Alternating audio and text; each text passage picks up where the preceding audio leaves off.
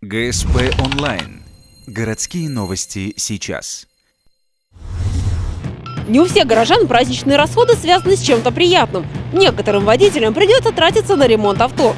За время новогодних каникул в Ухте зафиксировано 62 дорожно-транспортных происшествия. Пострадало 3 человека, 1 погиб. Задержано 19 пьяных водителей. За свое легкомыслие им придется распрощаться с правами на срок от 1,5 лет и заплатить штраф 30 тысяч рублей. Я считаю, что это глупость несусветная, да? Садиться за руль в состоянии алкогольного опьянения. Вы, во-первых, подвергаете жизнь свою опасности и жизнь тех, кто попадет вместе с вами в ДТП. Либо это будут пассажиры, либо это будет встречная машина, либо это будут люди на пешеходных переходах, на тротуарах, да где угодно, которые в принципе не виноваты в том, что вы сели за руль в состоянии алкогольного опьянения. По сравнению с новогодними каникулами прошлого года количество дорожно-транспортных происшествий не изменилось. Однако уменьшилось число пострадавших. Несмотря на ужесточение штрафных санкций, возросло количество пьяных водителей.